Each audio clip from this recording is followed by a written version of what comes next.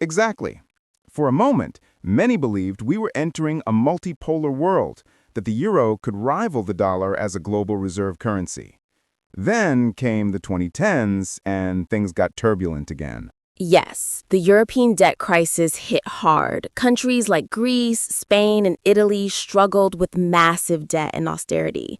Investors worried that the Eurozone itself might fracture.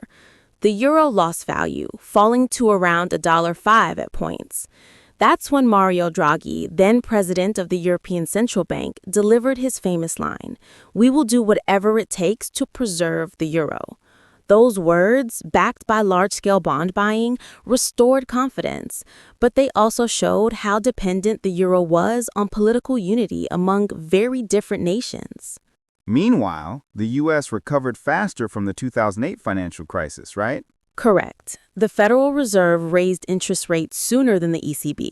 Higher U.S. rates attracted capital, strengthening the dollar. It was a classic example of how monetary policy drives currency flows.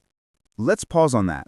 For listeners who may not know the mechanics, when a central bank raises interest rates, what happens to its currency? Great question. When a country raises interest rates, investors earn higher returns on assets denominated in that currency. So money flows in and demand for that currency increases. That's why watching central bank decisions, the Fed in Washington and the ECB in Frankfurt, can tell you a lot about where exchange rates might head next. Then we get to 2020, the pandemic, a truly global shock. Yes, COVID-19 turned the world upside down.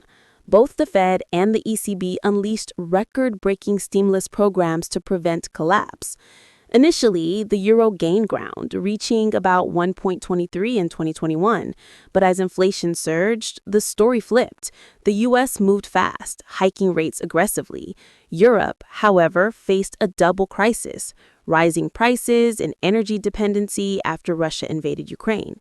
In 2022, for the first time in 20 years, the euro fell to parity with the dollar, 1-to-1.